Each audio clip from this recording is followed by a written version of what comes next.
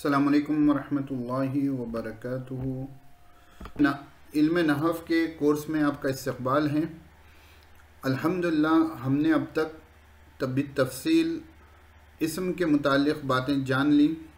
मरफ़ूआत, मंसूबात, मजरूरात हमने देख लिए, तवाबे हमने देख लिए, अस्माए आमिला हमने देख लिया।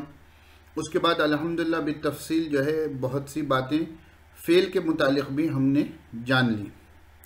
और अब हम आ रहे हैं हर्फ की तरफ। हरूफ का बयान हम शुरू कर रहे हैं। इसम नाम को कहते हैं, फ़ेल काम को कहते हैं, हर्फ बेनाम बेकाम को कहते हैं। लेकिन हरूफ के बग़ैर आपके जुमले बहुत से मुकम्मल नहीं होते। हरूफ एक अहम किरदार अपना नहव में, अरबी ज़बान के जुमलों में किरदार अपना अदा करते हैं। तो अफसोस के साथ जो है हरूफ का बयान हमारा अक्सर जगह पर या तो नाक़िस होता है या मुकम्मल अगर हो भी जाए तो तलबा अज़ीज़ उस पर तवज्जो नहीं देते। तलबा अज़ीज़ उस पर तवज्जो नहीं देते। अरबी में नहव की एक किताब है, उस किताब का नाम है शरह मियतो आमिल। 100 आमिल। आमिल क्या होते हैं? इसमें मोरब को इराब देने वाले, उनकी जो है शरह लिखी गई अरबी ज़बान की किताब है। तो इसमें जो है 100 आमिल के बारे में ज़िक्र किया गया है और उसमें सबसे पहले हरूफ का बयान किया गया। हमारे पास अक्सर जो किताबें मुतदाविल हैं उसमें इस्म का बयान होता है, फिर फ़ेल का बयान होता है और उसके बाद कहीं जाकर हर्फ का बयान आता है। तो क्योंकि बिल्कुल आखिर में आता है इसलिए उस पर तवज्जो भी उतनी ज़्यादा नहीं होती। तो बग़ैर किसी ताख़ीर के हम आगे बढ़ते हैं। हर्फ ऐसे कलीमे को कहते हैं जिसके मायने मुस्तकिल ना हो और बग़ैर दूसरे कलीमे के मिलाए उसके मायने ना समझ में आए। ये तारीफ़ आप पहले से जानते हैं जब हमने इल्म नहव का कोर्स शुरू किया था। हरूफ की 17 किस्में हैं। हरूफ की कितनी किस्में हैं? 17 किस्में हैं। हरूफ जर, हरूफ मुशब्बा बिल फ़ेल, हरूफ अत्फ़, हरूफ तंबीह, हरूफ निदा, हरूफ ईजाब, हरूफ ज़ियादा, हरूफ तफसीर, हरूफ मज़दर। हरूफ मज़दर 2 मरतबा आ गया, शायद यहाँ मुझसे कुछ छूट गया, एक सेकंड। हरूफ मज़दर, हरूफ तहज़ीज़, हरूफ तौक़े, हरूफ इस्तिफ़हाम, हरूफ शर्त, ताए तानीस साकिना, तनवीन और नून ताकीद। इसमें जो मुझसे छूट गया है हरूफ इस्तिफ़हाम है यहाँ पर, ठीक है। हरूफ रदा छूट गया था, मैंने 10वें नंबर पर उसको ऐड कर दिया है, ठीक है। तो ये तमाम हरूफ जो हैं ये आप पढ़ने जा रहे हैं। इसमें हर एक का अपना अपना अमल है। कोई बिल्कुल ज़्यादा है, ज़्यादत के तौर पर इस्तेमाल होता है। ताए तानी साकिना आपने फ़ेल की अलामत समझे थे, इसका भी कुछ अमल है कहते। वो तमाम बातें इंशाल्लाह हम आहिस्ता आहिस्ता कर कर देख लेंगे। तो हम शुरुआत करते हैं सबसे मुफस्सल और सबसे अहम चीज़ हरूफ जर, जिसको इंग्लिश में प्रीपोजिशन कहा जाता है। हरूफ जर ऐसे हर्फ को कहते हैं जो फ़ेल या मायने फ़ेल को अपने मुत्तसिल इस्म तक पहुंचा दे। हरूफ जर ऐसे हर्फ को कहते हैं जो फ़ेल या मायने फ़ेल को अपने मुत्तसिल इस्म तक पहुंचा दे, यानी उसके बाद जो इस्म आने वाला है वहाँ तक पिछले वाले मायने को पहुंचा दें, या तो फ़ेल के मायने को पहुंचा दें या मायने फ़ेल को पहुंचा दें।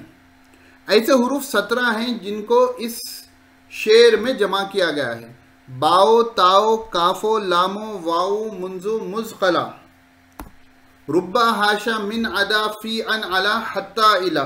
तो ये पूरे कितने हो गए? 17 हो गए। 1 2 3 4 5 6 7 8 9 10 11 12 13 14 15 16 और 17। तो ये टोटल कितने हो गए? कुल 17 हो गए।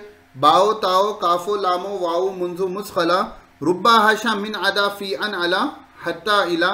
ये शेर आप याद कर लोगे तो 17 के 17 हरूफ जर आपको याद हो जाएंगे, क्योंकि इसमें कुछ मायने नहीं है, बस जो है एक ट्यून में पढ़ा जाता है। अगर फ़ारसी के वो अशार जो मायने उसमें होते हैं उनको मैं आमतौर पर याद नहीं दिलाया करता हूँ, क्योंकि हमको ही फारसी नहीं आती है, तो मायने याद करने से बेहतर है क्या, शेर याद करने से बेहतर वो नाम याद करने। चलें तो हम बिस्मिल्लाह करते हैं बा से। देखो अच्छे से समझना, आज का पूरा सबक है बा के ऊपर, ठीक है। तकरीबन 11 से 12 मानी हैं जिनको मैंने जिक्र किया है जिसमें बा का इस्तेमाल होता है। पहली चीज़ है बा बहुत से मानी के लिए आता है। पहला है इल्साक के लिए। इल्साक कहते हैं चिमटना, इल्साक कहते हैं चिमटना, मिल जाना। इल्साक के मायने हैं एक शय का दूसरे शय से, एक चीज़ का दूसरी चीज़ से मिलना, खा ये मिलना हकीकतन हो या इत्तिसालन, इत्तिसाल क्या हो, हुक्मन हो, यानी हकीकी तौर पर दोनों मिले हुए हों या हुक्मी तौर पर मिले हुए हों। कैसे मौलाना, नहीं समझ में ये बात। जैसे बिही दाउन, उसमें बीमारी है, वो बीमारी में मुब्तला है। तो इंसान जो बीमारी में मुब्तला होता है तो उस इंसान के साथ बीमारी लगी हुई होती है। ये इत्तिसाल जो होता है ये हकीकतन होता है। इंसान को बुखार आ जाए, नज़ला हो जाए, ठीक है, खांसी हो जाए, तो वहाँ जो बीमारी होती है इंसान के साथ, उसका जो इत्तिसाल होता है, उसका जो इल्साक होता है वो हकीकतन होता है। तो बा जो है इल्साक के लिए आता है, चाहे हकीकतन हो चाहे हुक्मन हो। जैसे मररतु बि ज़ैदिन, मैं जैद के पास से गुजरा, मैं जैद के पास से गुजरा, तो मैं ऐसी जगह से गुजरा जिस जगह से जैद की जगह का इल्साक हुआ है। आमतौर पर मुहावरे में किसी के करीब से गुजरने के लिए मैं उसके पास से गुजरा कहते हैं, तो वो हुक्मन जो है इल्साक के मायने में होता है। वो हुक्मन क्या होता है, इल्साक के मायने में। तो पहली चीज़ आपको याद रखने की है कि बा का इस्तेमाल जो होता है वो इल्साक के लिए होता है। जैद के पास से गुजरने का मतलब ये है कि मैं ऐसी जगह से गुजरा कि उस जगह से जैद की जगह करीब थी। तो पहला हो गया इल्साक, चिमटना, याद रखना है। दूसरा है इस्तिआनत के लिए। इस्तिआनत यानी मदद तलब करने के लिए। किसी से आप मदद तलब कर रहे हो तो उसके लिए भी बा इस्तेमाल होती है। इसकी मशहूर मारूफ मिसाल, कतबतु बिल कलमी, मैं कलम की मदद से लिखा। तो यहाँ हम जो काम कर रहे हैं, कतबतु बिल कलमी, हम तर्जुमा करते हैं मैंने कलम से लिखा, यानी कलम से लिखा यानी कलम को की मदद लेकर मैंने लिखा है कि अपने हाथ में कलम को पकड़ा और उसने लिखा तो लिखा गया। तो दूसरा मायने बा के क्या है, इस्तिआनत के लिए।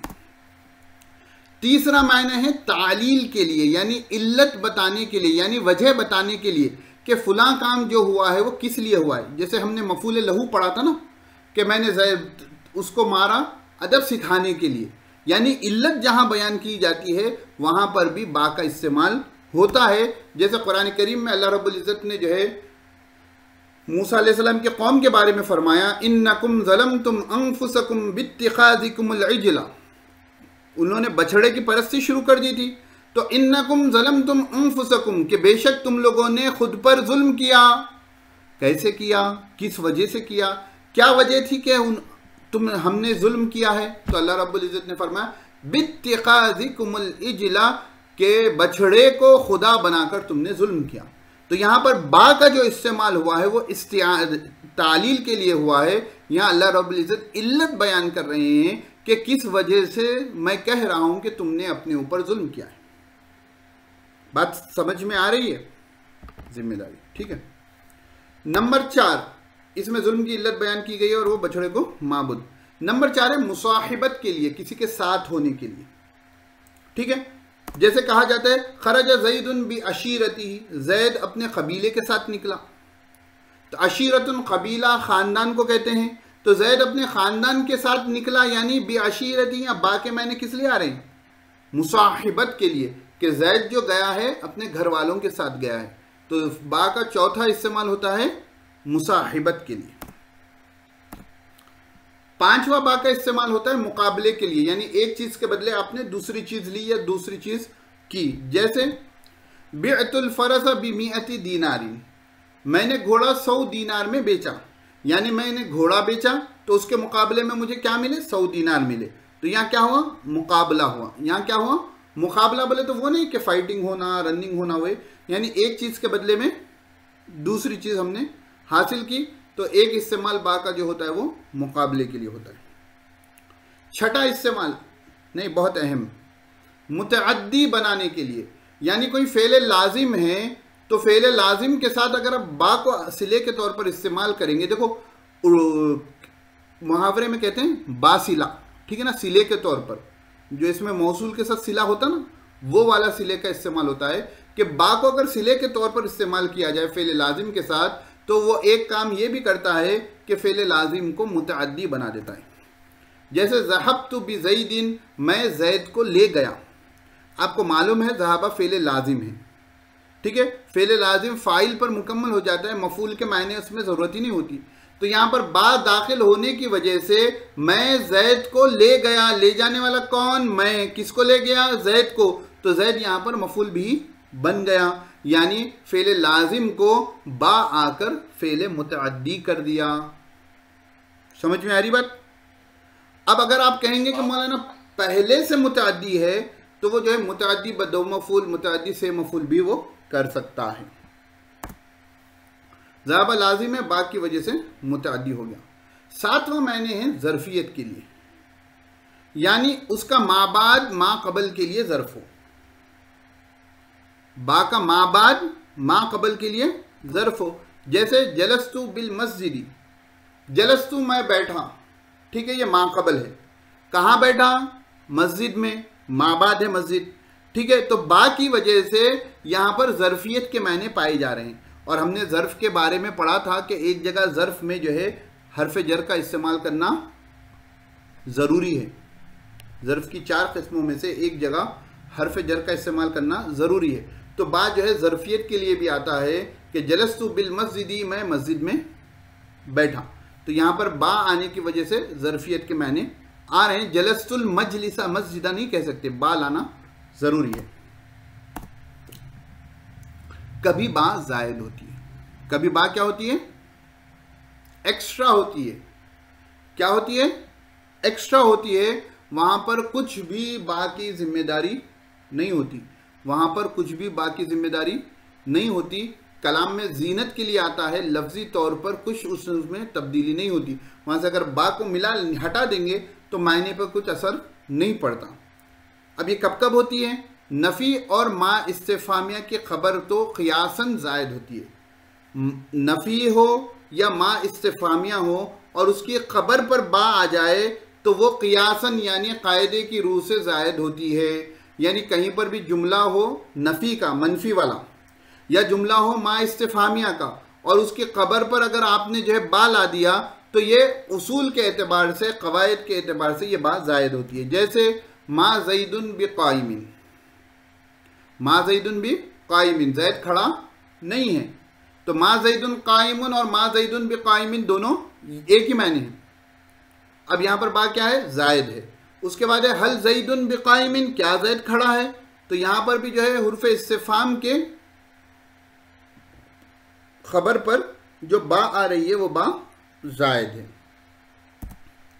और देगर मकामात में समान ज़ायद है, और बहुत सी जगह पर बा ज़ायद इस्तेमाल होती है, लेकिन वो क़ायदे की रूह से नहीं है, बल्कि अहले ज़बान उस बा को ज़ायद पढ़ते हैं, इसलिए वो ज़ायद है।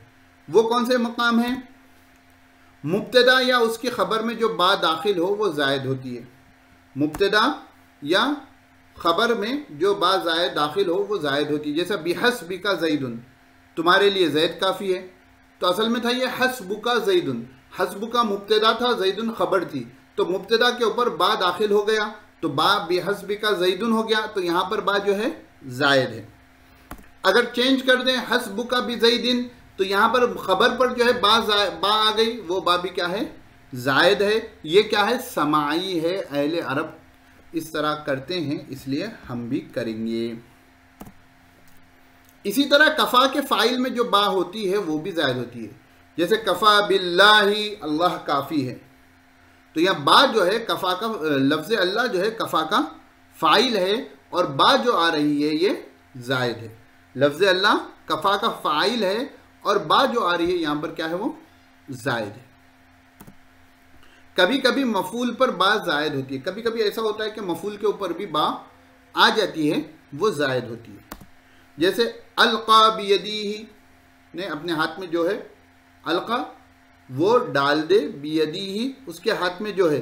तो यहाँ पर बा जो है मफूल बिही पर दाखिल हुई है और वो बा क्या है, जायद।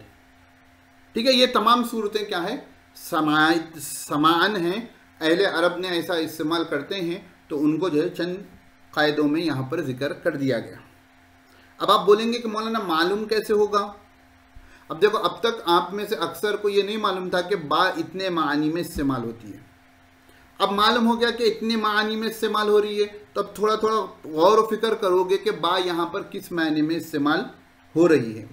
और मैं आम तौर पर कहता हूँ कि तरकीब से किताबें आप अगर पढ़ोगे, तरकीब की किताबें अगर पढ़ोगे, तो आपको ऐसे बहुत सी मिसालें आपको मिल जाएगी जहाँ आपको मालूम होगा कि बा जायद है।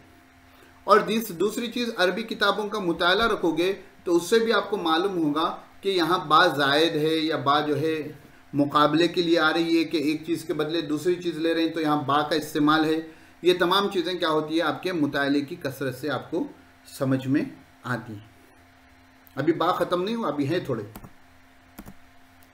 कसम के लिए भी आती है, जैसे बिल्लाहि लअफ़अलन्न कज़ा, अल्लाह की कसम में ऐसा ज़रूर भी ज़रूर करूँगा। तो बा, वाउ और ता तीनों भी कसम के लिए भी आते हैं। नंबर 10 है जा, गलती से आ गया, वो अरबी फुल स्टॉप लिखने की जगह जो है जा गया। मेहरबानी तलब करने के लिए भी आती है, इस्तिअताफ कहते हैं अरबी में, उसके लिए भी आती है। यानी किसी के लिए मेहरबानी आपको तलब करनी हो, लोगों की मुतवज्जो उसके तरफ करवानी हो, तो बा इस्तेमाल करते हैं। जैसे इरहम भी ज़ैदिन, अल्लाह के वास्ते, अल्लाह के वास्ते ज़ैद के हाल पर रहम कर दो। तो यहाँ पर जो है इस्तिअताफ के लिए बा आई है, इरहम भी ज़ैदिन। ठीक है, तो ये 10 मकामात है जहाँ पर बा जो होती है वो जायद होती है। इसके अलावा भी बाज़ मकामात है वो कलीलुल इस्तेमाल है, बिल्कुल कलीलुल इस्तेमाल है, इसलिए उनको मैंने यहाँ पर जिक्र नहीं किया। तिलका अशरतुन कामिला, यहाँ मैंने 10 को जिक्र किया है। इन 10 को आप अपने जहन में बना लें। जिन लोगों ने नोट्स यहाँ बना लिए हैं उन्होंने बहुत अच्छा काम किया है, जिन्होंने नोट्स नहीं बनाए हैं वो नोट्स बनाएं। देखिए, अब तक सबक की जो रिकॉर्डिंग हो गई वो 18 मिनट हो गई है। हर मर्तबा आप 18 मिनट सुनना आपके लिए मुश्किल होता है, लेकिन नोटबुक में लिखा हुआ होगा, आप सफ़ा खोलेंगे, देख लेंगे, मिल जाएगा। ठीक है, तो ये मानी आपके जहन में होने हैं। अगली क्लास जो पीर की होगी, पहले मैं इन 10 चीज़ों के बारे में पूछूंगा, आप इन 10 नामों को बताएंगे, उसके बाद इंशाल्लाह हम आगे का सबक शुरू करेंगे। आज के लिए इतना ही। अस्सलामु अलैकुम वरहमतुल्लाहि वबरकातुहू।